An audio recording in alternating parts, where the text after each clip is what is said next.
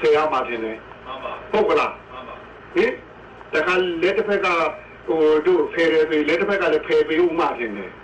ဓမ္မကိုလူကြီးနာလေးကိုတတ်တရမှာမို့ဒါနနဲ့သီလကတော့တွဲသွားရတယ်ဟုတ်ကလားဗျအဲ့တော့လူဘဝရောက်ဖို့ရသီလကတောင်းနေတယ်ဗျနတ်ဘဝရောက်ဖို့သီလကတောင်းယူရမယ်ဗျဒါနကလူဘဝရောက်တဲ့နေရာအဲ့ဒီလူအဆင့်မြေအကျိုးကိုခံစားဖို့ထင်တယ်ဗျ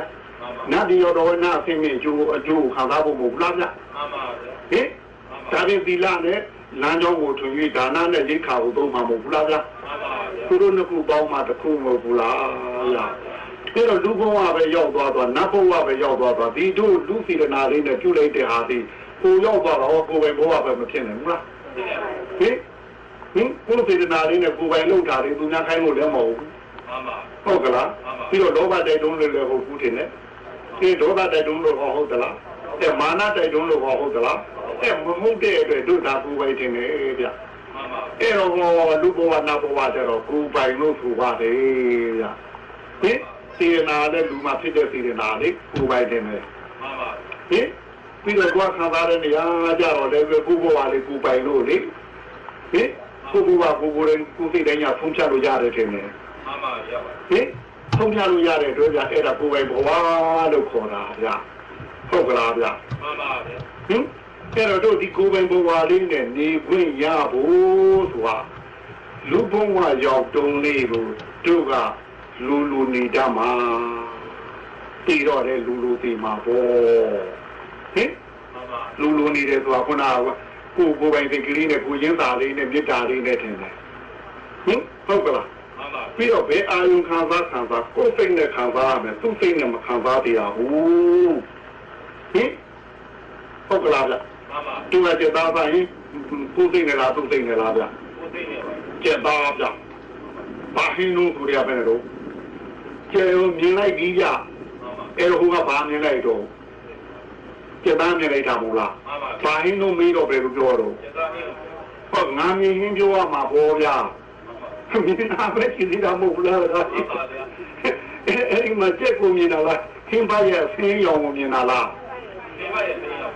တိုင်းကျေသားကြီးပဲဟိုလေးမလို့ငါမြင်ဟင်းနေမှာပေါ်တကားကြီးမှန်ပါဗျာကိုယ်ဘက်ကကြည့်မှန်ပါကိုယ်တို့ဘက်ကကြည့်တော့ပဲလို့ဖြစ်သွားတော့ဟောဓာတ်ဘက်ကလားကိုယ်ဘက်ကလားဗျာဟင်ဘယ်ဘက်ကနေပြောထားတော့ကိုယ်ကတော့ဘယ်လိုမလာတော့ပါဘူးကိုယ်ဘက်ကဘယ်လိုလုပ်ပြမှာတော့ဗျာဟင်ကျက်ဆုံးမှာတော့တခါကြီးကျက်လားဗျာဟုတ်ပါဟင်မဟုတ်ပါဘူးဗျာတခါကြီးလူဟုတ်တာပဲနဲ့တော့ကိုဖြစ်အောင်မှာတော့ဟင်ဘာဟင်းလို့ဆိုကြတာဟင်းကြီးတို့လည်းသွားပြီဗျာဟင်တွေ့ငါကြတာဟင်းကငါမြင်ဟင်းကြီးလားငါမြင်ဟင်းကြီးပါဗျာဘယ်နဲ့ကြတာဟင်းလို့အဲ့တော့အာယုံမဲ့ကြီးတို့ဒီကတော့ခံစားတယ်လေလားကြားတယ်ဒီတိုက်တယ်နဲ့အနားရတယ်ဒီတိုက်တယ်နဲ့ခိမိကံမိလည်းဒီတိုက်တယ်နဲ့သာမီလည်းဒီတိုက်တယ်နဲ့ဟုတ်ကလားမှန်ပါတို့လူသိနဲ့မစားဘူးသူသိနဲ့စားနေရတယ်ဟုတ်ကလားဟင်းသားတဲ့သမီးတွေနဲ့နေတော့ဟောဒုသိနဲ့နေရသလားသားသိသမီးသိနဲ့မဟုတ်ဘူးလားဟင်းလင်းနေသမီးတွေနေကြတော့ဟောကိုသိနဲ့နေရလို့လားနေရပါတို့တော့လူရင်းမဆိုတာနဲ့ကားတွေ့ကားသိမ့်မဟုတ်ဘူးလားဗျာယထာတွေ့ယထာသိမ့်ဗျာကဲဒုသိနဲ့ခဏခါနေဘူးတော့ဟိုဗျာဘယ်လိုပါဗျာကဲဟိုဗျာဟင်ကိုသိနေကိုဘယ်လိုခံနေဦးကြတော့ဗျာကဲတွေးတာတော့ကိုအကြောင်းတွေးတာသိရှိဟာမတူပါဘူးမှန်ပါဗျာဟင်တွေးတော့သူများဟာတွေးရတာကကိုဟာတွေးရတာရှိပါဦးဗျာကဲဘယ်မလို့နေတော့ငါတွေကတို့ကိုသိနေကိုမနေရင်သေကိုသိနေမသေးရဘူးနော်သူများသိနေသေးရဟင်အဲ့တော့သူများသိနေနေတွေကသေတွေကဒါဘသူကြီးပဲဝါကြီးဆိုတွေကကောင်းနေဆိုးတယ်မဝင်နိုင်ဘူးလားဗျာဒီကကြိုက်ဤမကြိုက်မဝင်နိုင်ဘူးလားဗျာအဲ့တော့ဒီအာယုံကိုသူ့ဘက်ကစိတ်ရောက်သွားတာနဲ့သူ့အာယုံရဲ့ခြေလည်မှုအတိုင်းတို့လိုက်ရအောင်မယ်ဒီကကိုကြိုက်စိမကြိုက်စိတိုက်ခိုင်းတဲ့အတိုင်းလေးလုပ်ရအောင်မယ်ဆိုတော့ဘယ်မတုံးတို့ကိုယ်ပိုင်လို့ဘယ်မှာရှိလို့တော့ဟင်ရှိပါဟင်ရှိပါဗျာဒီလိုမှခိုင်းတာလုပ်နေရတာမှန်ပါတို့သာခိုင်းတာတို့လုပ်နေရတာတင်တယ် ဒီလိုဆိုရင်နေကြတဲ့ကကိုယ်စိတ်နဲ့ကိုယ်မနေရတဲ့ပုဂ္ဂိုလ်ကသေမှပဲလို့တော့ကိုယ်စိတ်နဲ့ကိုယ်သိနိုင်မလဲဟုတ်ပါမလားမှန်ပါဟင်ဘယ်နဲ့တော့ဗျနေဒီကတော့စိတ်နဲ့နေနေလို့လားဗျအဲ့တော့သေမှတော့ကိုယ်စိတ်နဲ့ဘယ်လိုလုပ်သိမလဲကိုယ်စိတ်နဲ့မသိလို့ရှိရင်တို့ကိုယ်ပိုင်ဘဝကိုဘယ်လိုလုပ်သွားနိုင်မလဲသူဆွဲရပါတော့မှာပေါ့မှန်ပါဟုတ်ကလားဗျဟင်ကိုယ်ပိုင်ဘဝသွားနေမှာမလားဒါနမှုတိလာမှုရှိတဲ့လူဘဝနတ်ဘဝကိုလေသွားနေမှာမလားဟင်အာရုံဆွဲရပါတော့မှာပေါ့သူသိဆွဲရပါတော့မှာပေါ့ဟုတ်ကလားဗျအဲ့တော့တို့ကိုယ်ပိုင်ဘဝလုံခြုံသိချရပါမလားဒီတိုင်းကသူများသိနေနေခဲ့ရင်လေ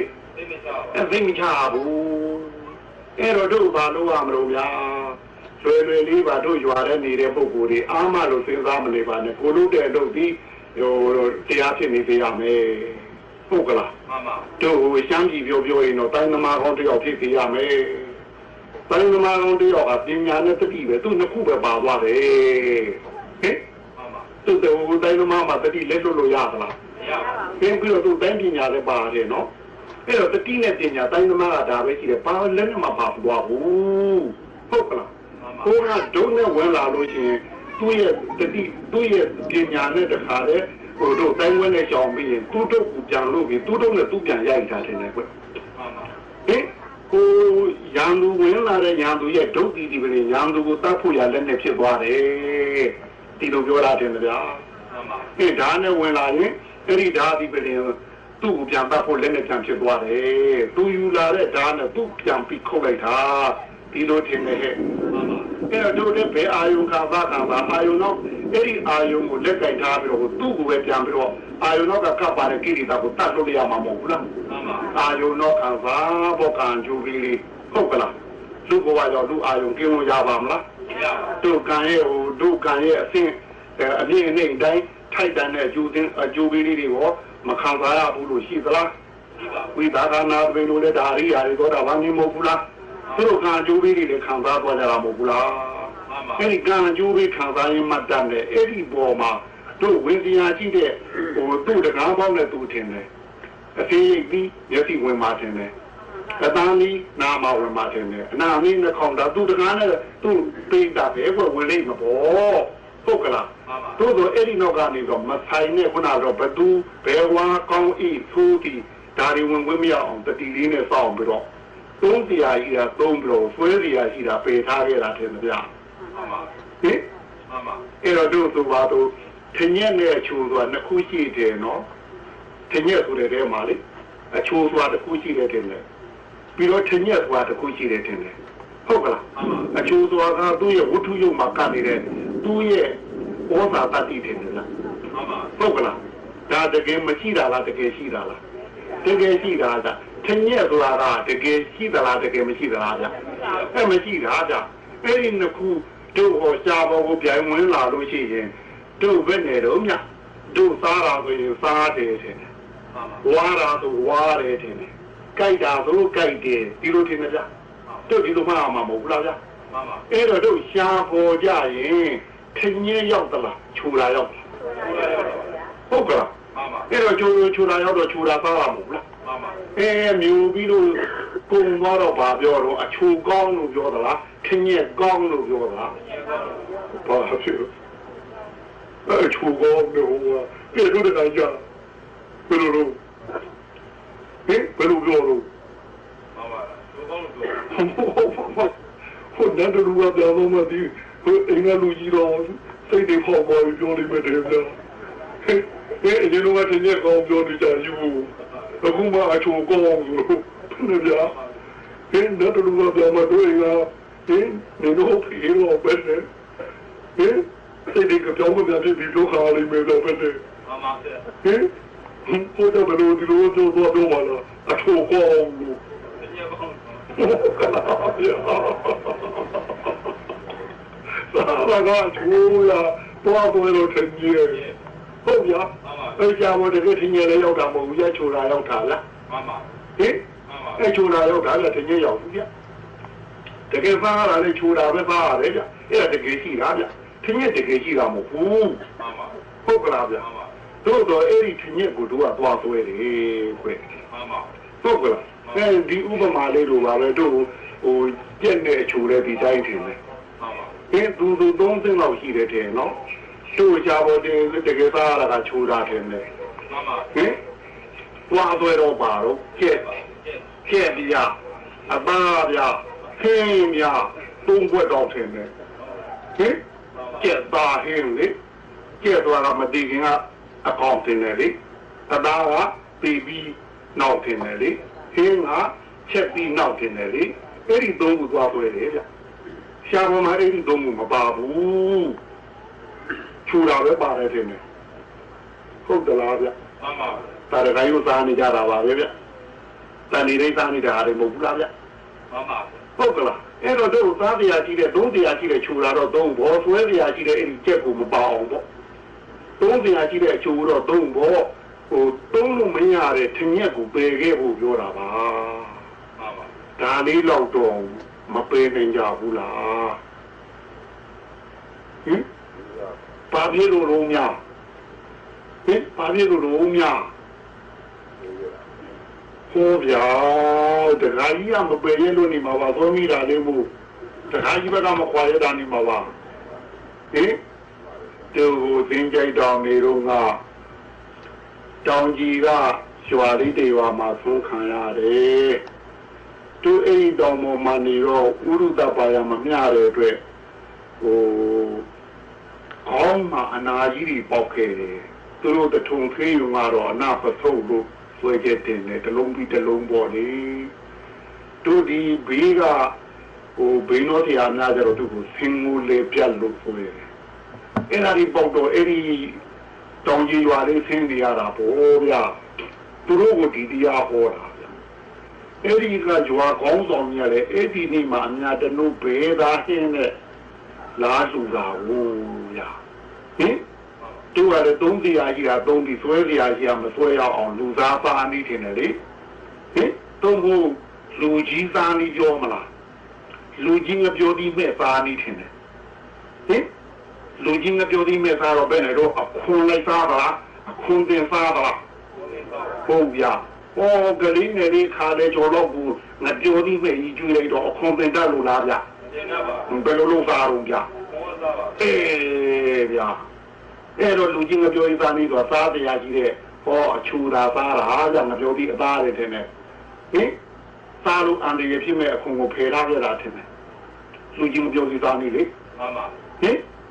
ဟုတ်ကလားဟောအခွန်သားလို့ချင်းသူကဟိုစားလို့ကောင်းမှာမလားကောင်းပါစားလို့လည်းကောင်းပြီးတော့သူ့စားရင်အန်ဒီရဘုံဖြစ်နေနော်သူကဖန်တာအလုံးကြီးတာဟိုဟင်အဲ့တော့သူ့ပဲခဲ့ရတယ်လူကြီးကြတော့ဟောငါပြောဒီဖီဂျာနီများပါလိုက်ရင်သူ့ရဲ့အချူတတတိကြောင့်တို့အစာဟောမကြည့်သေးနိုင်ဘူးလားလူကြီးတွေမှာဩဇာတတိဟောမဖြစ်နိုင်ဘူးလားအေးအဲ့တော့လူကြီးကြတော့ဟောပြီးတယ်ဒါကစားလို့ရတယ်ဒါကစားလို့မရဘူးဆိုတော့ဟောစားလို့မရတဲ့ခုံကိုခွာထားပြစားလို့ရတယ်ဟောအသားကိုတော့စားပြဟုတ်ကလားအဲဒီမှာလည်းတို့ခြူတာလေးနဲ့ကြက်ရှိတယ်ဆိုရင်ခြူတဲ့ဟာကစားလို့ရတာမပြောဒီသားလေးနဲ့မတူဘူးလားလူဘဝရောက်လို့လူသားထဲရတာပေါ့ဟင်တို့တော့ကြက်ဆိုတဲ့ခုံလေးတော့ဒါတော့တော့ပေသိမှာလေအခုမှစားနေတာလားတရားကြီးဟ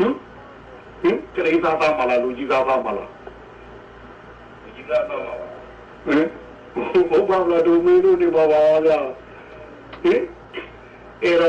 ဒါကိုသူတို့ခေါ်တော့တော့ကြာပါတယ်သူတော့မဖြစ်ဘူးဗျာတဲ့တပည့်တော်ဒီနေ့ဘေးသားဟင်းနဲ့ထူးတလေချက်ထားတာအေးဝါလို့ဝါတယ်မှရင်တပည့်တော်ဘေးသားအရသာလေးများရော့သွားမလားလို့ခေါ်ရရသာရော့မှာသို့လို့လားဟင်အဲ့ဒီနေ့ကိုအဲ့ဒါလေးကိုမှတ်ပြီးဝါသားဖို့ပြောတာကိုသူအရသာလေးဘေးသားရသာလေးရော့သွားမှာသို့လို့တယ်ဗျာဟင်ဘယ်နဲ့တော့ခုဘောတို့ဘာလို့ဟင်မပယ်ရတာတော့ထင်းရတော့ဘူးကြက်တော့ဘူးဘယ်နဲ့တော့လည်းအချို့ပေါ်တော့မှာသို့လို့လားဟင်အဲ့တော့တို့အဲ့လိုလေးအာယုံလေးကိုလူဘဝရောက်တော့လေသုံးနေတာသုံးပြီးမဆွဲအောင်ဟုတ်ကလားဒါလေးကိုတို့သင်တန်းတက်ကြရတာမဟုတ်ဘူးလားဒါမှလူနေပြီးလူတည်လို့ရမှာပေါ့ကိုယ့်ဘက်ကမှတ်ထားတာဟုတ်ကလားသူပဲလိုက်မှလိုက်တော့ပဲဟုတ်ကလား နေနာမြင်တယ်လို့ပဲမှားမှာတင်တယ်ဝါတယ်လို့မှားမှချူတာနဲ့ဝါတာနဲ့ခုပေါ်မှာပေါ့ဝါတယ်လို့မှားတော့ဟောကျက်ဝင်နေပြီလားဝင်နေပါဟင်ငါသားတယ်ငါဘက်ကကောဝင်နေပြီလားဝင်နေပါဟင်ငါဘက်ကလည်းဝင်ကျက်ဘက်ကလည်းမယူငါလည်းမယူဘူးသူလည်းမယူဘူးဟုတ်ကလားဗျဟဲ့နှစ်ခုလုံးပဲပြီးသားပဲဟုတ်ကလားအဲ့တော့တကယ်သားလို့ရတာဒီတို့ဝါတာကိုဝါတယ်လို့မှတ်ရလေးမပေးခဲ့လို့ရှိရင်ဒီကဝိုင်းမတာချိုးတာကိုသိနေရင်ဟိုကအတွေးကကြက်ကိုပေါ်ပေးလိမ့်မယ်အဲ့တော့အဲ့ဒီကြက်ဆိုတာလေးကိုတွေးခွင့်မရအောင်ဝါတယ်ဆိုတာပညာကလေးကိုပွားခိုင်းတာပါဒါမှမပွားရင်ကြက်ကိုသွားတွေးမှာပေါ့ဟင်ဟုတ်ကလားဟိုတို့ချိုးတာကအစားတယ်ချိုးတာကစားတာတယ်နော်ကြက်ကတွေးတာတယ်နော်ဟင်အဲ့တော့ဟိုချိုးတာကတကယ်ကိုတွေးပြီးတယ်နော်ကိုကျက်ကအတွေးပြီးတယ်လေအဲ့ဒီအတွေးပြီးလေးပြင်ဖို့ပြောတာဟုတ်ကလားမှန်ပါဗျာအဲ့တော့သူ့ကိုဒီအတွေးပြီးလေးကိုဒီတို့ဒီစားနေတဲ့နေရာချိုးတာလေးကိုစားနေတဲ့နေရာတို့ဘက်ကဝါတာတယ်ကိုဘက်ကတယ်လေအဲ့တို့ဘက်ကဝါတာလေးကိုဝါတယ်လို့ဒီတို့ဝါပရမကလေးပြီးတယ်တော့ဝါပညာကလေးတင်ပေးထားတယ်ဝါတယ်လို့ဟုတ်ကလားအဲ့လိုတော့ဟိုကတွေးခွင့်ရပါဦးမလားကျက်ဆိုတာတွေးခွင့်မရတော့ဘူးငါဘူးတော့တွေးခွင့်ရအောင်မလားဗျာအေးအဲ့ဒါလူသားစာနိခေါ်ပြတုံးဖို့လူကြီးငပြောပြီးမဲ့စာနိခေါ်ပြမှန်ပါဟင်ဘယ်နဲ့တော့မှန်ပါဟင်လူကြီးသားစားနိုင်မှာမလားမှန်ပါတော့ဗျာဟုတ်အောင်ဗျာဟင်ငယ်သေးတာဦးဗျာဟင်အခုမှလူကြီးသားနိုင်အောင်မှာပေါ့ဟုတ်တယ်အခုမှလူကြီးသားနေဘယ်အောင်မှရှိသေးလားဟင်အဲ့ဘယ်နဲ့တော့လူချင်းဖြစ်သေးဘူးပေါ့တဲ့ခါကျဟင်ဟိုဗျာဘယ်နဲ့လာရတာတော့မနာပါနဲ့ဗျာဟင်မနာပါနဲ့တော့ဘယ်လိုလုပ်လာရတော့ဟင်အဲ့ဒါဟောတို့ဟိုလူဘဝရောက်တော့လူနေပြီးလူသိတတ်အောင်နီပီတင်နန်းတက်တာပေါ့မဟုတ်လားဟင်အဲ့တော့ဒုတိမှာတတိရှိပြီးသားပါတို့တရားဓမ္မတွေတတိတွေပေါ်ပါတယ်ဟုတ်ကဲ့မွေးရတဲ့ဟိုကြည့်ဟိုမှဒီကြည့်ဒီမှမှတ်ခဲ့တာပါပဲပြီးတော့မျက်စိနှလုံးပွင့်ရင်ကမိတ်ချိန်တွင်လေတို့အမှတ်လွတ်လို့လားကွယ်တတိလွတ်သွားရင်တို့လူမမာဖြစ်သွားမှာပေါ့လူမမာကြတတိလွတ်သွားပြီထင်တယ်ဝေဒနာပြင်းထန်တဲ့ပုဂ္ဂိုလ်လေမှန်ပါပြီးတော့အဲ့လိုဝေဒနာမပြင်းထန်မချင်းတို့မှတတိလွတ်လို့လားဟဲ့အဲ့တော့တတိရှိတယ်မမှတ်တာလည်းမဟုတ်ဘူးမှတ်တယ်သူ့ပိုက်ကြီးတဲ့လိုက်မှတ်ထားတာထင်တယ်မှန်ပါဟင်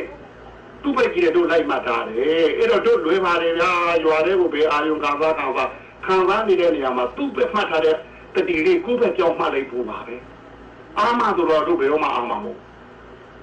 ဟုတ်လားမှန်ပါတတိလေးကြောင်းလိုက်ဖို့ပဲထင်တယ်တို့ခုမှတ်နေကြတာသူ့ပဲကြီးတဲ့လိုက်မှတ်ထားတာထင်တယ်မှန်ပါကိုဘက်ကမှတ်လို့လားဗျာဟဲ့နေနာကကိုပဲဗျာမှတ်တာကကြည့်ဟိဝဲဟိနွားဟိငါဟိသူ့ဘက်ကထင်တယ်မှန်ပါအဲ့သူ့ဘက်ကမှတ်တာလားအဲ့တော့သူ့ဘက်မှတ်ထားတဲ့တတိလေးတို့ဘက်ကြောင်းလိုက်ရုံပဲဗျာအဲ့ဟာတရားပဲဟင်အဲ့တော့တို့သူ့ဘက်မှတ်ထားတော့တို့လောကတော့စိတ်ရင်းရှိတာပေါ့ဗျာဟင်စိတ်ရင်းမှာတို့နဲ့မှရှိတယ်ထင်တယ်ဟင်တို့ဆိုရင်ဘာတော့ရရရှိလားပေးရရှိလားဟင်သူ့ဘက်ရောက်သွားသူ့ဘက်ကမှားရတာထင်တယ်အဲ့ဒါဆိုဟင်ဒီရှင်ဘက်ကနေမှားရတာထင်တယ်ဟင်မှားဆိုရင်ကိုယ့်ဘက်ကထင်တယ်ဒါဆိုရရရှိထင်တယ်ဟုတ်ကလားကိုယ့်ဘက်ကမှတ်ထား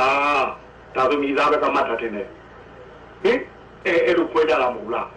တို့စာဖို့တော့ဟောတို့ဆိုရင်ဘယ်သူပဲတို့မှားဆိုရင်ဘယ်သူပဲတို့ကိုပဲဗျာအဲ့တော့ကိုကျဲဟဲဝဲဟဲနဲ့သူ့ဘက်ကိုမှတ်ထားရင်ဘယ်နဲ့တော့တို့ကပေးရရှိလားရရရှိလားဘာဖြစ်လို့သူ့ဘက်ကမှတ်ထားတာအဲ့တိုင်းတနည်းကိုဘယ်နဲ့တော့ဟိုပေးရရှိတယ်ဘယ်လောက်များတော့ဟင်အဲ့ရရရှိမဟုတ်ဘူးလားဒါရဘယ်လိုဗျာအဲ့ဟိုမနေ့လင်းကြရလေဟင်ဘယ်နဲ့ကြည့်လို့အတွေ့တွေတေးထားတာဟိုဘက်ကရဲဒီခံတာ60တဲ့ဘယ်တော့တော့ပြရတယ်60ပဲဟို အိပ်ပြောနေတဲ့အချိန်ကလို့ကျတော့သူ့ဘက်ကကျစရင်မှထားတာဖြစ်နေကိုယ့်ဘက်ကမရှိဘူးနဲ့ဘယ်နဲ့တော့တိုင်းလူဘဝရောက်တာရှုံးသလားမြတ်သလားရှုံးတယ်ပါဟင်ရှုံးတယ်ပါဘာမှကြည့်ယူသားလားဟင်အကျွေးယူသားနာမို့လားမှန်ပါတကယ်လို့ကိုယ့်ဘက်ကမှတ်ရင်ဘယ်လိုနေမလို့ညာရှိတယ်ပြီးတရားလူသေးလားဟာလူဘဝရောက်တာပဲမြင်နာမြင်နေပေါ့ဟုတ်ကလားလူကံယူပြီးပဲသားမှာပေါ့ဟုတ်ကလားလူဘဝကံယူပြီးပဲသားပေါ့ဟုတ်ကလားလူဘဝလူကံယူပြီးပဲဟုတ်ကလားဟင်အဲ့ဒါကြတော့တို့အတိတ်ကံကပါလာလို့လူဖြစ်လို့လူအာယုခံစား권ရှိလို့စားတယ်ဆိုလို့ရှိရင်ဒါရရရှိမဖြစ်နိုင်ဘူးလားအဲ့တော့မြင်တဲ့ဘောကြားတဲ့ဘောဒါဆိုရင်တော့တို့ရရရှိအတိတ်ကဟိုရခဲ့တဲ့ကံကျွေးကိုပေါ်သားနေတာဟင်တဲ့ကြောတာကောင်းမှုကြောင့်ရောက်တာမဟုတ်လားလူဘဝမှာကောင်းမှုကြောင့်ရောက်လာတာပဲကွယ်ပြီးတော့လူဘဝရောက်ရင်လူကံအကျိုးပေးတိုင်းသူ့ရဲ့ထိုက်တန်တဲ့အဆင့်တွေတို့မသုံးရဘူးလားနေအင်းဆောင်ဦးနေအသာတော့ဒီမသုံးရဘူးလားခရားလက်ထက်ကရောမသုံးဘူးလားအဲ့သုံးရတာပါပဲခရားကျင်တဲ့ရိယာများဟောတို့ရှိခိကတော့တာကျွမ်းချမင်းခေါ်တာပေါ့လေစိတ်သားဟင်းတို့သူသားဟင်းတို့ဟိုနွားသားဟင်းကျွဲသားဟင်းတို့ဒီလိုတကားလည်းမကလူတဲ့ပစ္စည်းတို့သူတို့တော့မသုံးကြဘူးလားဒါတွေကသူတို့အတိတ်ကံကျိုးပေးနေကွယ်အဲ့ဒါသူတို့ရရရှိမှုစားနာမဟုတ်ဘူးလားအဲ့ဒါရရရှိပေါ်သားတာတို့ဘောခုစားနေတာတွေကရရရှိပေါ်သားနာမဟုတ်ဘူးလားအဲ့ရရရှိပေါ်သားတာကိုကိုယ့်ဘက်ကမမှတ်ပါပဲနဲ့သူ့ဘက်ကတော့ပါလိုက်တော့ကိုယ်ရရှိကြံဖြစ်ကုန်လေဒီကိန်းကတော့ရရရှိတယ်တို့ဟုတ်သလားဗျာမှန်ပါဗျာတို့ရရရှိနေမဟုတ်ဘူးလားအခုလူဘဝမှာဒီသုံးဆောင်နေခုခံစားနေကြရတာလေတို့ခံရဲ့စေတနာရဲ့အထက်နှုတ်တိုင်းမဲ့တို့လူဘဝမှာအဆင်းနေလာဖြစ်ကြတာမဟုတ်ဘူးလားတို့ရှိဘူးမှာတူးနဲ့တို့ဆင်းရင်တူးသလားဒီတို့တရားကွက်ထဲတန်တူးသလားအဲ့ဒါကံဆင်းကံကနဲ့စေတနာကစဉ်းစားမှထားတာမဟုတ်ဘူးလားအဲ့ဒီသူ့ဆင်းနဲ့ညီမျှတဲ့အာယုံခံစားမှုတွေကိုတို့လောကမှာတို့ဘာလို့ခွင့်ပြုထားတာတွေရှိဘူးလားသံပုံနဲ့လူပုံကိုသိချတာမဟုတ်ဘူးလားဒါနနဲ့သီလကလေနာမရောတိခါဘုကဒိဋ္ဌံဘုံမှာမကျင့်တဲ့အကျင့်ကိုတို့လူကလူအကျင့်အားလာတယ်။အဲလူချင်းတဲ့ဒိဋ္ဌံကျင့်ကိုသိချတာပဲရှိတယ်။အဲ့ဒါကာမသီလမဟုတ်ဘူးလားကွယ်ငါးပါးသီလကကာမအာယုံခံစားတဲ့နေရာအပြည့်ကင်းကင်းနဲ့ခံစားဖို့ထင်တယ်ဟဲ့။ဟင်အဲ့တော့ဒီနာမရောတိခါဘုံနဲ့တကွာလူတို့ရဲ့ကျင့်ဝတ်ကိုခွင့်ပြုထားတဲ့ဟာကိုသုံးပိုင်ဝင်ရှိတယ်မဟုတ်လား။မိမိတို့ကံကြိုးပြီးတဲ့အတိုင်းအဲ့ဒီတိုင်းမှာတို့ဒီမှာလာပြီးသုံးပိုင်ဝင်နေရနာမဟုတ်ဘူးလား။အဲ့လိုရလာတဲ့နေရာကိုကိုယ့်ဘက်ကတတိမမပဲနဲ့သူ့ဘက်ကသွားမှတော့ဟောရရန်ရှိတာပေးရန်ရှိနေဖြစ်ကိုရောဗျာဟင်ဒါဟိုဘက်ကတော့မှလာကိုယ့်ဘက်ကသွားပြီးတော့ပြန်တတ်ထားတာဟုတ်ကဲ့လားဗျာဒီဟိုတို့ဘာလို့ဟိုကလာသေးနွားဖြစ်နွားသေးကလာဖြစ်သာသူ့လုံးသူ့တုံနဲ့တူပဲသူ့နဲ့ပါဆိုင်လို့ဟုတ်ကဲ့မှန်ပါဒီတငါသေးငါဖြစ်ငါသေးတငါဖြစ်ဒါလည်းသူ့လုံးနဲ့သူ့လုံးနေကြတာပဲတို့နဲ့ပါဆိုင်လို့ဟုတ်ကဲ့မှန်ပါဒီလိုပဲကိုကျက်တယ်မှနဲ့ကျက်နေကျက်တယ်မှဝက်တော်မှုနဲ့ဝက်နဲ့ဝက်တော်မှုအဲတို့ကလည်းသူ့တုံနဲ့တယ်ပဲဒီနေ့ဟုတ်ကဲ့ဟိသူတို့တုံနဲ့သူတို့ဖြစ်နေကြတာလေတို့နဲ့ပါဆိုင်ဘူးဟုတ်ကဲ့အဲ့တော့ဒီကျက်ကလည်းတို့ဥမာပဲသူတွေ့လို့ပန်းတကူဖြစ်နေတွေ့တာကိုဝယ်သုံးလာလို့တို့ချက်ကတို့ဆွဲမလားဟဲ့ဟင်ဆိုင်မောကခုနကအသားကလေငါ့ကိုစားတာဒင်းလို့သိမလားဟိုချက်တမကိုဒင်းပတ်တယ်တို့ချက်တမကိုသိမလားတို့သိမလားဟုတ်ကလားဗျဒီတော့သူတို့ကျွေးသူတို့ကသူတွေတေးယူသွားတာတို့နဲ့ဆိုင်ဘူးအဲ့တော့ချက်သားစားပြီးချက်ဆွဲတာကစက်ကတော့မှလားတို့ကသွားပြန်တတ်တာလား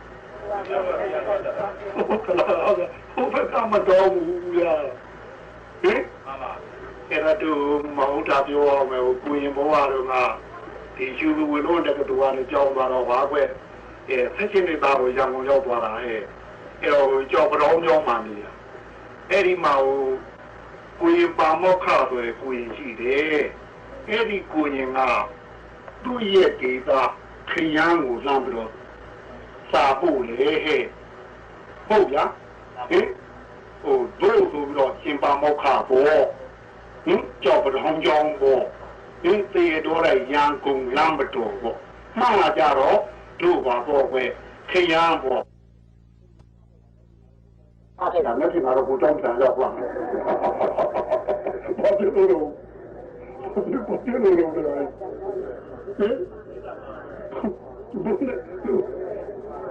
ဘုန်းဘယ်လာလဲတို့ဟာဒီဘောဒီအတိတ်ကောင်ကြီးရပြကြည့်လို့စားတာပေါ့လားဟင်မှတ်တော့ဘယ်လိုတို့ဘောမှာတို့ဘောရေးတယ်ဖြစ်ဟင်မာရီယာမှာတို့ဖြစ်နေတယ်ထင်တယ်ဟင်ခောက်ကလားဒါတို့သိရင်မာနေတာ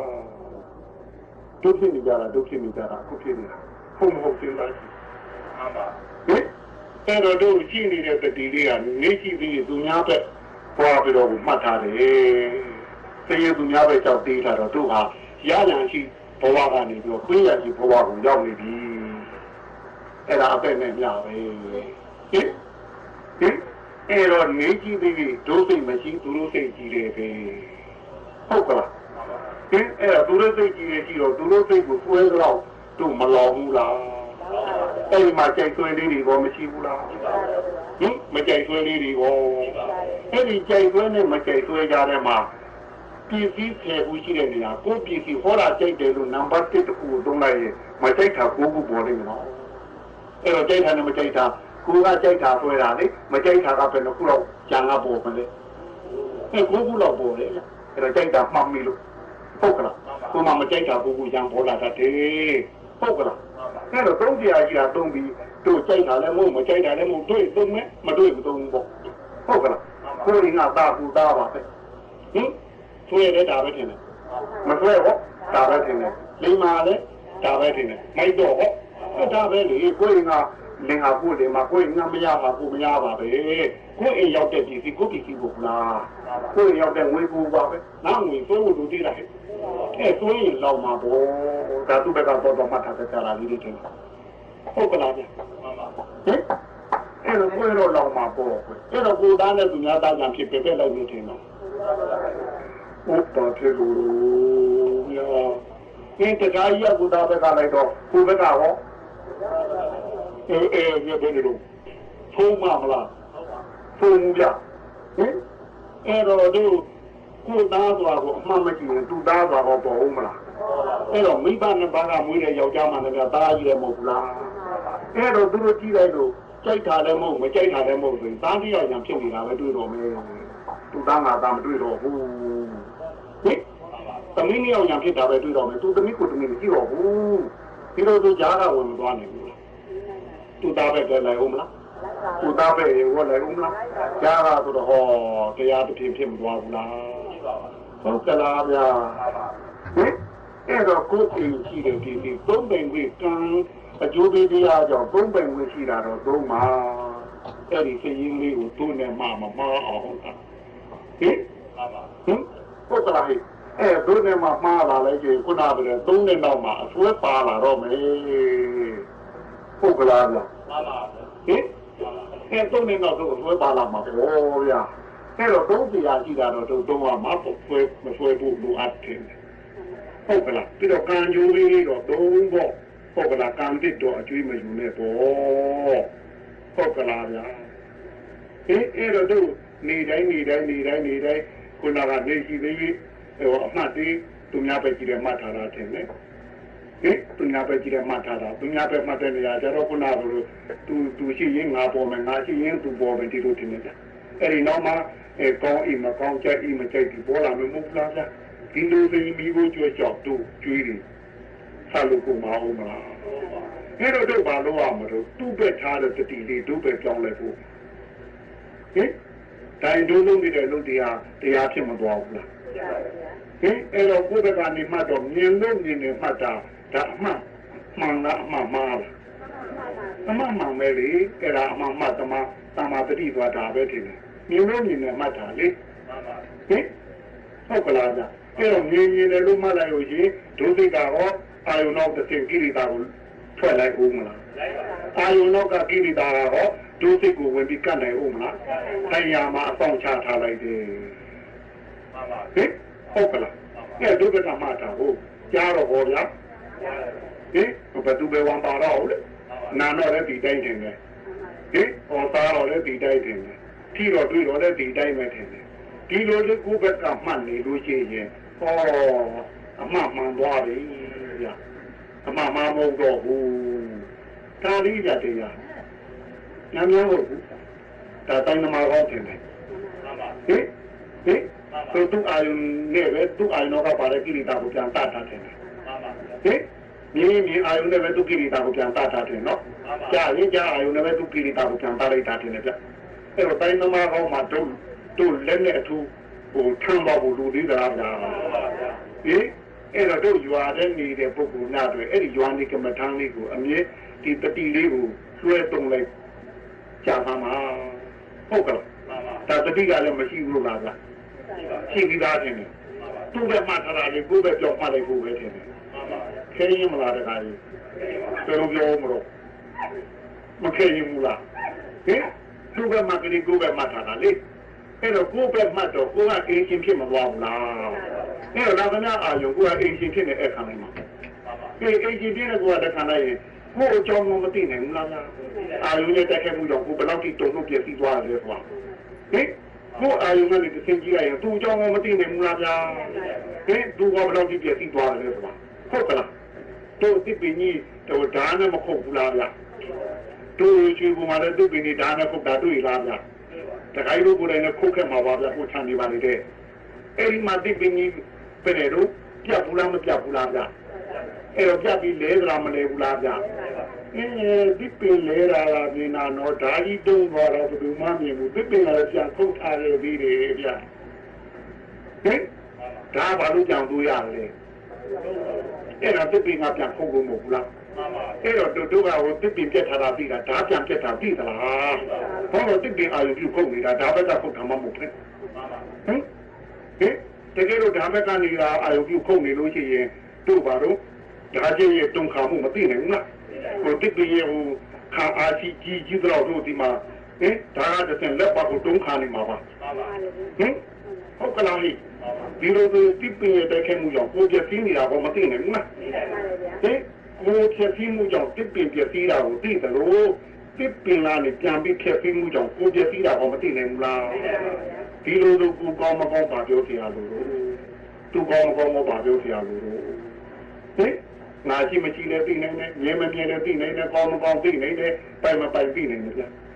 ဟုတ်ကလားအဲ့တော့ဘယ်အာယုံခံစားခံစားနှစ်ဖက်ပြက်ကြည့်တယ်ထင်တယ်တစ်ဖက်ပြက်ဟုတ်ကလားနှစ်ဖက်ပြက်ပြီးမှရတာသူကပေါ်ရတာမျိုးဘူးဗျတို့တရားလုံးဆိုပါတော့တရားလုံးမတို့ပါတော့ပလတ်စတစ်ကလေးတွေနဲ့ပုတ်ခဲ့တော့အဲ့ဒီပလတ်စတစ်ကိုဒီတိုင်းထားပြီးတော့ဟိုတရားလုံးနဲ့ရှာနဲ့ဟိုမထိလို့ရှိရင်တရားလုံးပြက်သလားဗျဟုတ်ကလားဟုတ်ကလားဗျအဲ့သူပလတ်စတစ်ခွာလိုက်လို့ဟိုတရားလုံးရဲ့ဟိုတရားတန်းနဲ့တို့ရှားရဖရွေးနဲ့တွေ့တော့ဘယ်လိုနေသလုံးဗျတရားလုံးရောအဲ့ဒီရတာပေါ်လာတော့တရားလုံးကြီးရောတစ်ခေတ်ပြတ်မသွားဘူးလားဒီမှာအရသာတွေ့တော့ဟိုမှာပြက်လိုက်တာမဟုတ်ဘူးလားဒီမှာအရသာရှိတော့ပြက်လိုက်တာမဟုတ်ဘူးလားအဲ့တော့တရားလုံးပြက်ပြီးကုံသွားတာကြည့်ပြီလားအဲ့ဒီအချူတိုင်းရဖြစ်မှုကြောင့်ဒုရှာပြက်သွားတာမသိဘူးတို့ပါတော့ဟိုညမှန်တရတာဟောဟိုအစင်းကနေပြန်ပြီးတော့ခုတ်ထားပဲလို့ထင်တယ်ဟုတ်ကလားတို့ပြလုံးကြီးတဲ့ပုံပြဟိုအစင်းကနေပြန်ခုတ်ထားပဲလို့တို့မှလည်းဟိုနားလေးတာဟောဗျအတန်ကပြန်ပြီးဖြည့်ဆည်းထားပဲသေးတယ်တို့ကမမဟုတ်ဘူးဟုတ်ကလားအချင်းချင်းအပြန်မှာအဲ့လိုဖြည့်ဆည်းနေတာဗျဟိုနှခေါင်းကတော့အကြည့်တာကလေးတွေပြတ်ထားဟောအနံ့ကပြန်ပြီးဖြည့်ဆည်းခဲ့သေးတယ်အနံ့မှာလည်းပြည့်စည်သွားတာမဟုတ်ဘူးဒီလိုဆိုတရားလုံးနဲ့တို့နဲ့ရှားနဲ့တိုက်တဲ့နေရာလဲဟိုတရားလုံးကပြည့်စည်သွားတာမထင်နဲ့ဟုတ်ကလားရှားမှာလည်းခုနရှားကြည်တတ်ပြီးပြည့်စည်နေရတဲ့ဟုတ်ကလားဒီတဲ့တို့အသေးကြကြည့်လို့ရှင်ပဲတို့ခရုံးကောင်းလေးလို့လားဘာဖြစ်လို့လဲဟုတ်ကလားဗျရတာကလည်းပြန်ပြည့်စည်ခဲ့သေးတယ်အဲ့တော့ကိုယ့်ဘက်ကနေကြည့်ရင်ကိုယ်ကြောင်းလည်းသိနေမှာဗျာသူ့ကြောင်းလည်းသိနေမှာဗျာနှစ်ဖက်လုံးမသိနိုင်ဘူးလားဗျာသူ့ဘက်ကနေကြည့်တော့ကိုယ်ကြောင်းသိအောင်မလားဗျာသူ့ကြောင်းကဒီကအဝေးကမှတ်တဲ့အတွက်ကောင်းကောင်းသိနိုင်အောင်မလားခံမှန်းကြည့်မှာပေါ့ဗျာသူ့ရဲ့အရေးရောင်ကြည့်မှားတာမဟုတ်လားဟုတ်ကလားကွအဲ့တော့တို့ နေ့မှာကိုလုံနေတဲ့ဟာလေးတွေကိုကိုယ့်ဘက်ကတတိလေးပြန်ထားပြီးမှတ်လိုက်ဖို့ပါအဲ့ဒါတရားထုတ်တာပါပဲဒါဆိုကိုเจ้าလည်းသိပါလိမ့်မယ်သူများเจ้าလည်းသိပါလိမ့်မယ်ဟုတ်ကလားဗျာတက္ကတို့ကြည့်လို့ရှိရင်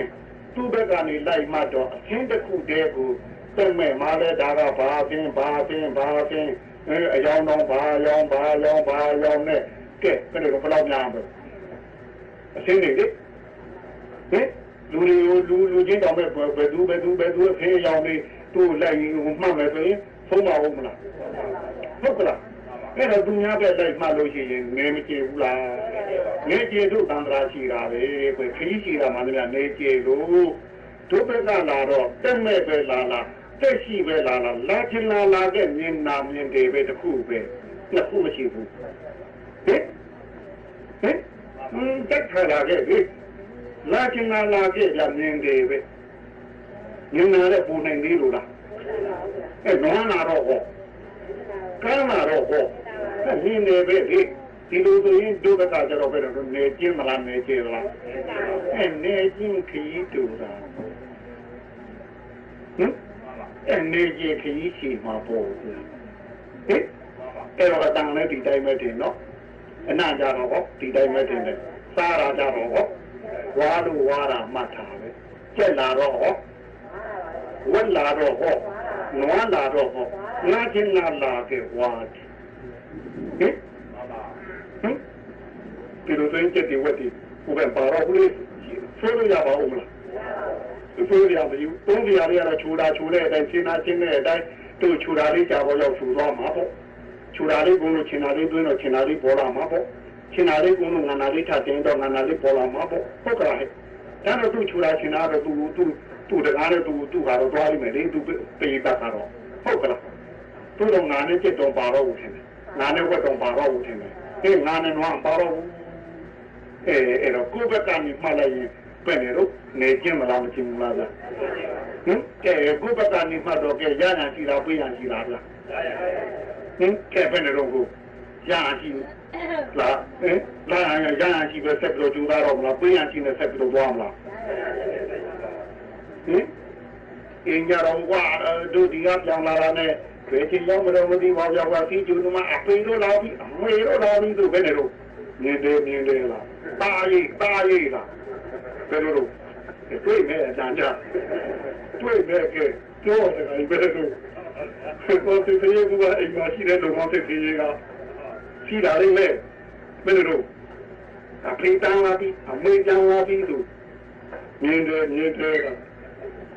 ဘယ်လိုကြားတယ်ဘယ်လိုဟောဗျာပြောလို့လည်းတကယ်ရလဲရှိလဲပြောသေးဘယ်လိုလဲအဲ့တော့တို့ကဒီအမှတ်ကလေးနဲ့ပဲအာယုံဖြစ်သုံးတတ်ဖို့ပဲမဟုတ်လားမှန်ပါအမှတ်ကလေးကလည်းသူ့ဘက်မှာသာကိုယ့်ဘက်မှာကလေးပြောင်းလိုက်ဖို့ပါအဲ့တော့တို့တနေ့တာလုံးကမှမျက်စိနှလုံးပွင့်ခြင်းကမိတ်ချိန်တွင်ကိုပါလို့ပါအမှတ်ကလေးကိုကိုယ့်ဘက်ကမြင်မြင်ထားပြီးသားမှာဒါကိုအမှတ်ကလေးကိုမြင်မြင်ထားတယ်တို့ဒီရိတ်တာတွေလာဖို့မလိုအပ်ပါဘူးဒီရိတ်တာတွေကအမှန်မရှိတဲ့ပုဂ္ဂိုလ်များကိုအမှတ်သိနေရတာတဲ့အမှလွဲနေတဲ့ပုဂ္ဂိုလ်တွေကိုအမှန်မှန်အောင်လုပ်ပေးနေရတာဒါပဲရှိပါတယ်ဒီကိစ္စမှာတရားပေးတဲ့နေရာမဟုတ်ပါဘူးဒီတရားပထမတရားမပေးနိုင်ပါဘူးတရားကိုယ်ထဲမှာရှိနေပြီးသားဥစ္စာမရှိတာမှမဟုတ်တာဟုတ်ကလားအဲ့တော့သူများပဲမှတ်နေရတယ်ကိုဘက်ကမှဟာဒီလိုခိုင်းနေရတာကိုဒီတင်နေဟုတ်ကလားမြင်တဲ့ကြားတဲ့ဒီလိုတင်နေအဲ့တော့မြင်တဲ့မှတ်ပါများလာလို့ဒီနေရာတတိရှိရင်ဟိုအစင်းရဲ့တက်ခဲ့မှုကြောင့်မိမိမျက်စိရတဲ့ခန္ဓာကိုပြည့်စည်သွားတာမြင်နေမှာဟုတ်ကလားပြီးတော့ဒီကနေတော့မျက်စိအကြည့်တမ်းမှာပေါ်နေတဲ့သူ့ရဲ့အဆင်းရဲကိုအကြည့်ချင်းအပြင်သူ့ရုပ်ဘယ်တော့ဖော်ပြနေရလဲဒီအရေးကတစ်ဆင့်မြင်နေမှာလေဟုတ်ကဲ့ဒီနည်းနဲ့တို့ဒီမှာမှတ်တာအဲ့တော့ဟိုဘက်မှကိုဒီဘက်မှခိုင်းတာလေးပဲဒါလာပြီးတော့အမှတ်ပြောင်းလေးကျင်တာတယ်ဒါရင်တို့ဒီသင်္ကန်းလာတဲ့တရားအားထုတ်တာလားအမှတ်ရွှေ့တင်တာလားအမှတ်ပြောင်းတင်တာအမှတ်ပြောင်းတင်တာအမှတ်ရွှေ့တင်တာသူ့ဘက်မှကနေကိုယ်ဘက်မှတာတင်တယ်ဟုတ်ကလားတရားချတာမဟုတ်ပါဘူးဗျအမှတ်ရွှေ့တင်တာလေးပါဟုတ်တယ်ပဲနေတော့တကားကြီးအဲ့တော့ကိုယ်အိမ်မှာပဲဒီဟာလေးလေ့ကျင့်နေလို့ကိုယ့်ဘက်အမှတ်များနေရင်ဒီလာဖို့လိုသလားဟုတ်ကလားအဲ့တော့ဒီနေ့ကိုပါလို့မျက်စိနှလုံးပွင့်ခြင်းကမိတ်ချင်တွေ့ကောင်းတာတွေ့ဆိုတာတွေ့ကိုယ်ဘက်ကမှဆောင် ဟုတ်ကလားဗျပြီးတော့အိမ်နာတဲ့ကဖြစ်တဲ့ကိလေသာအိမ်နာထဲမှာပြီးအောင်မှတ်ခဲ့သမ်းဟုတ်ကလားဟိုညမှာဖျားရှိပြီးအောင်ဆွဲမနေနဲ့ဟုတ်ကလားဗျမိဘူးကြောင့်လည်းဖြစ်တဲ့ကိလေသာမိဘူးကြောင့်လည်းမှာပြီးအောင်မှတ်ခဲ့ဟုတ်ကလားဒီဖျားကဟုတ်ကလားညအထိအချိန်ဆွဲမနေနဲ့ဒီမှာဖြစ်တဲ့ကိလေသာဒီမှာပြီးအောင်မှတ်ခဲ့ပါဟုတ်ကလားဗျအဲ့တော့ဒီမှာမှတ်တိုင်းကကိုယ့်ဘက်ကကြီးတဲ့ထင်တယ်မျက်စိနဲ့ဆင်းလာပြီးမျက်စိကားထင်တယ်အတန်းနဲ့နားလာပြီးကိုယ့်ဘက်ကထင်တယ်တို့ဒီလိုလေးတွေမှတ်နေလို့ရှိရင်ကိုယ်ကြောင့်သူ့ကြောင့်ကိုယ်ဘောမသိနိုင်ဘူးလားအကောင်းဆုံးဘောမသိနိုင်ဘူးလားအကောင်းဆုံးတစ်ခုသိခဲ့လို့ရှိရင်တို့ပဲနဲ့လို့ကောင်းတာယူမလားဆိုတာယူမလားဟင်ဟုတ်ကလားဗျဟင်တို့ခုနကလည်းခြူတာဆိုရင်ကိုယ်ကံကျူပြီးဒါကောင်းတယ်လို့ပဲပြောရမှာပေါ့ဟင်သင်ရဲ့ဆိုရင်သူ့ပဲဆွဲတယ်ဆိုရင်တို့ပဲနဲ့လို့အဆိုးပဲပါသွားမှာပေါ့ဟုတ်ကလားဗျအင်းကံကျူပြီးရပိုင်ခွင့်လေးလားဟုတ်ကလား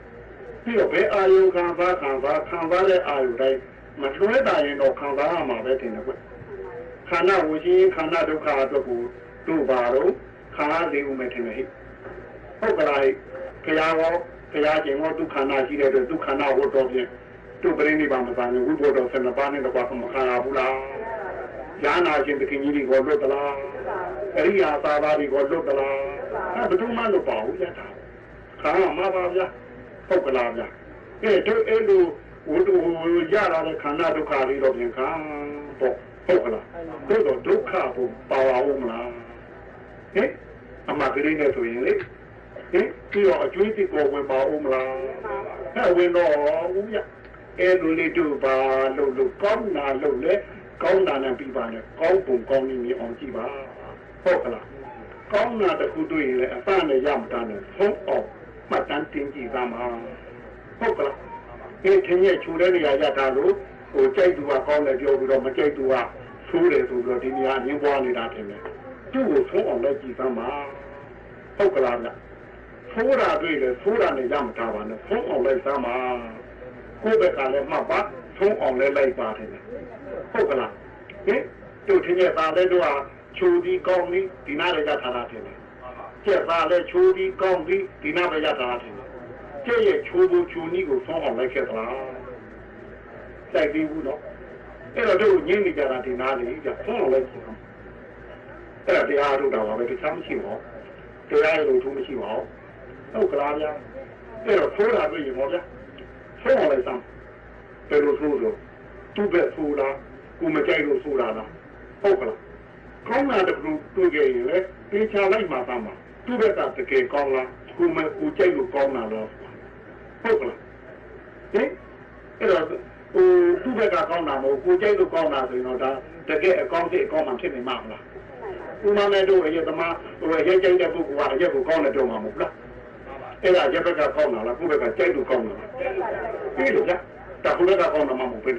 ကိုယ့်ဘက်ကကြိုက်လို့ကောင်းတာကြီးဘူးအဲ့ဒါကိုအမှန်လို့ပြောနေမှာလားအဲ့တော့တို့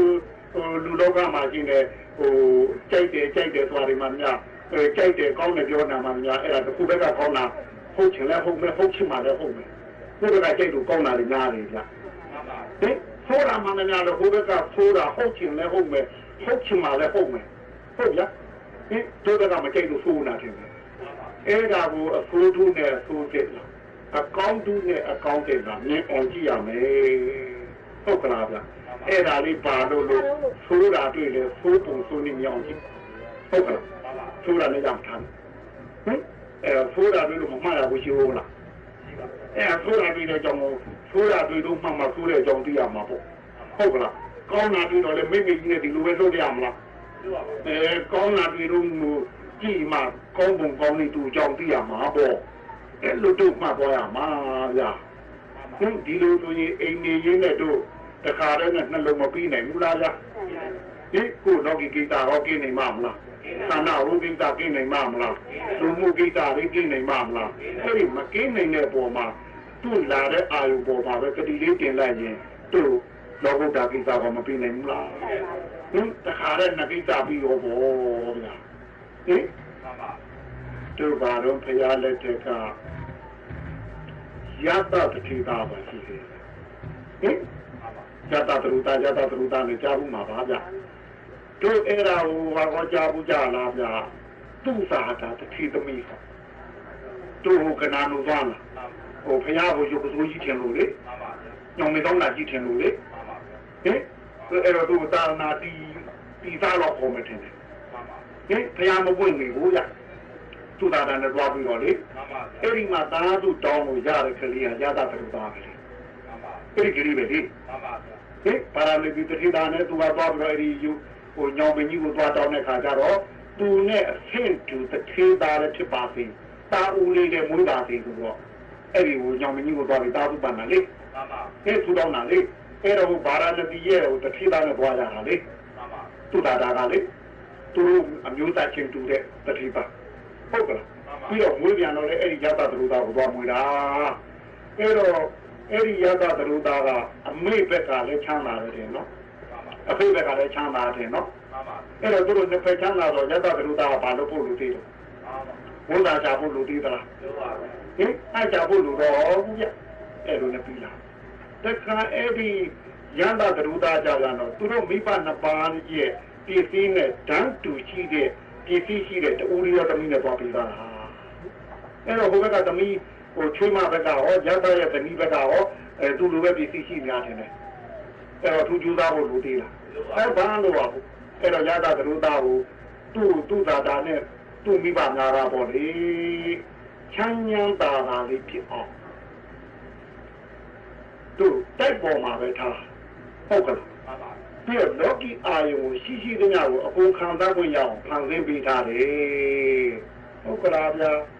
Yadule di Modiga Koni Netimaya Okalabia Nili Iron about the Dari Dia I look with you. Where do Pawanya, who don't need a little eh? Came up with a lamb shaw. Maybe Bama Bama the water. Pure sea or the Dua. To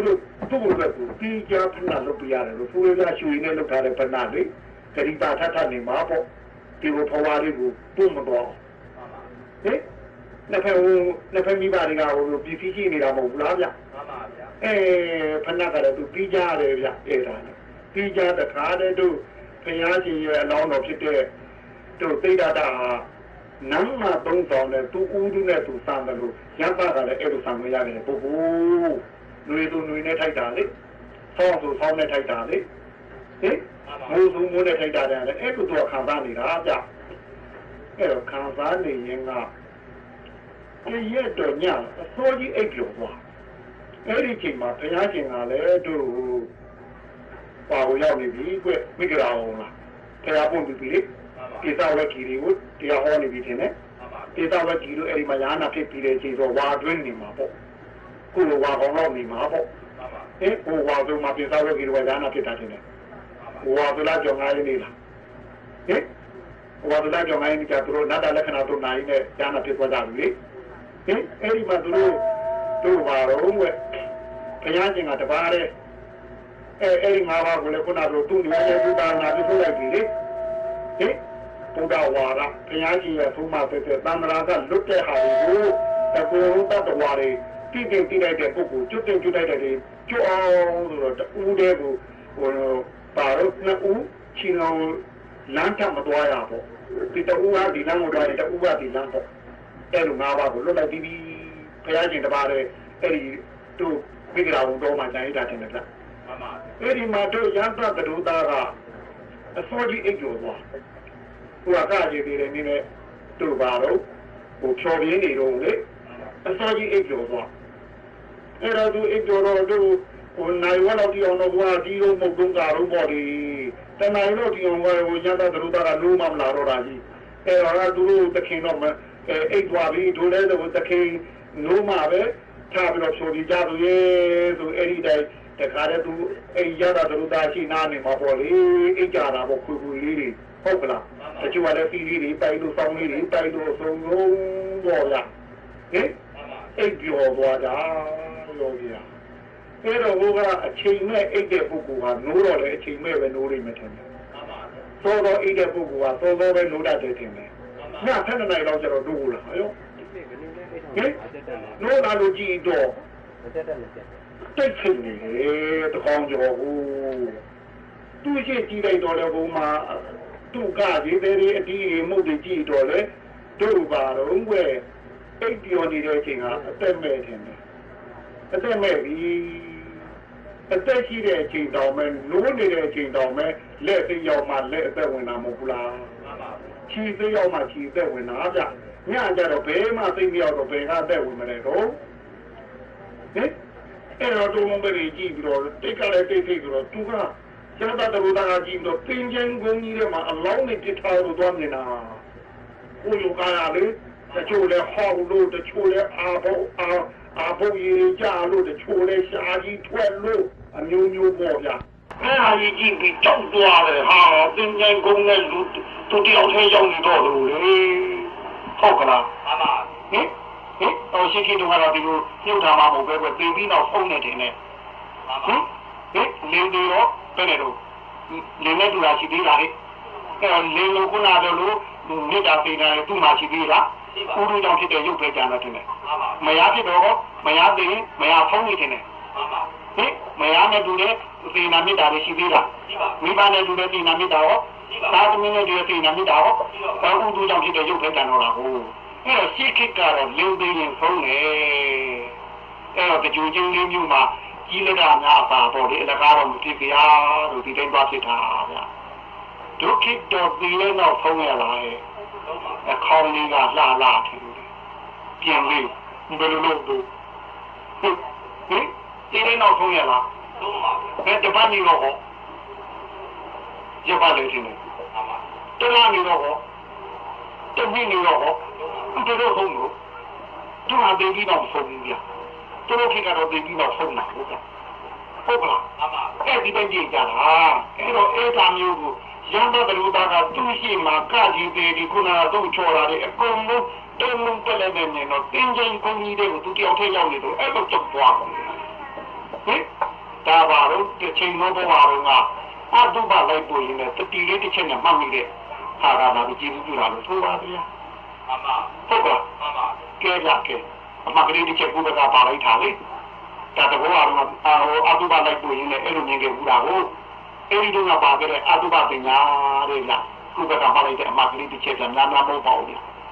ဟင်အခုတော့မှနာနာမဟုတ်ပါဘူးလေအဲ့ဒီမှာအဲ့တာဒီကြီးရင်းနဲ့ဘာသွားပြီးတော့မြင်တော့သူ့တက်တက်တာမှာသူခံရတာတွေကြံပြီးသူ့ကိုယ်သူကြံတတိနဲ့မှတ်လိုက်တယ်ဟင်ဒီကနေ့တွေကတော့ဒီဟိုလာဟိုအချင်းလေးတွေနဲ့ကြာတော့သူ့ရဲ့ဟိုမျက်လုံးကိုကြားချာနေဟိုဒုက္ခတိတော့ပြောကိုဘာထင်နေကိုဘာနဲ့တိုက်ခိုက်နေလို့ထင်တယ်ဘာချက်စီးနေတာထင်တယ်ဟင်ဒီအချင်းရောင်လေးတွေညမှာလေစိတ်လေးတွေဝါဝါလေးတွေကြာကြာလေးတွေဟုတ်ပြီးတော့လေအပန်းလေးတွေကတော့နားဟိုတခါတော့ဆောင်းနဲ့ထွန်းလို့နဲ့တူတယ်အပန်းကဟိုကဆောင်းပြီးဆိုလိုက်ရင်သူနားလေးတွေဆောင်းပြီးခါမှတယ်ဟင်အနန္နာရောအငွေနဲ့ခုနကဟိုမိုင်းတိုက်ပြီးမီးရှို့လို့ခါရတာလေဟင်အရာကတော့ရှာဟိုခုနပဲလို့ဟိုဓာတ်နဲ့မှုန်းလို့ပဲတင်နေလားဟင်ကိုမာကခုနအတွေ့အကြည့်အမှုချမ်းရောဒီတိုင်းမဲ့မဟုတ်ဘူးလားဗျဓာတ်နဲ့မှုန်းလို့လေဗျအဲ့လောက်ဒီဒုက္ခနဲ့ရတာအရင်ကသူ့ပဲတတိမရှိတော့မသိဘူးဘောဗျအခုဟိုအတုပပညာကိုကြည့်ပြီးတော့သူ့ကိုယ်သူတတိကြတာတော့ဒါတွေမြင်လာတော့ကြောက်လာတာဗျဟင်ခုဒါတွေကြည့်တော့ဟောအတမရှိတော့ညတော့အသေးလေးထင်တယ်အဲ့တော့အသေးကိုကြောက်တာတခုထင်တယ်ရှင်တို့ကခုနကအာယုန်ခံစားစဉ်ကတော့ကအရင်ကတော့သူ့ပဲဟိုဘက်ကအာယုန်တော့ဟိုသူလိုက်ခါသားတော့သူပြတ်တာမသိဘူးထင်တယ်အခုဒီအတုပပညာကိုယူရင်းမှတည်းကိုယ့်ဘက်ကိုပြန်တတိကြည့်လိုက်တော့သူများအာယုန်တိုက်ခိုက်လို့ကိုခမ်းနေရတာကိုတော့မြင်နေထင်တယ်ဟုတ်လားဟင်ဒီအကြိုင်လုံးနဲ့ညပါမလားဟင်ဘယ်နဲ့တော့ခက်တဲ့ထင်တယ်ဘယ်လိုဒေရာလေးကကြောက်သွားလို့မထင်ဘူးဟုတ်ကလားဒီတို့ကတော့တဘောပေါ်အောင်ပြောရုံတောင်းရှိတာလေတို့ဘက်ကဒါလေးတွေကိုလေ့ကျင့်ပေးသားမှာဒါသာနာနဲ့ကြုံမှုလူဘဝနဲ့ရောက်တော့မဟုတ်လားဟင်လောကီအာယုံကအချိန်မရွေးရပါလေဟုတ်ကလားပြီးတော့ဒီလောကီအာယုံကိုမခံစားလို့ပြောတာလားအဲ့ဒီလောကီအာယုံကိုတတိလေးတင်လိုက်ဖို့ပြောတာလားဟင်တတိလေးတင်တဲ့နေရာလဲကိုယ့်ဘက်ကတင်မှုပြောတာတယ်နော်သူ့ဘက်ကမဟုတ်ဘဲနဲ့ဒါလေးလေ့ကျင့်ပေးဖို့ပြောတာပါကဲနာကြစို့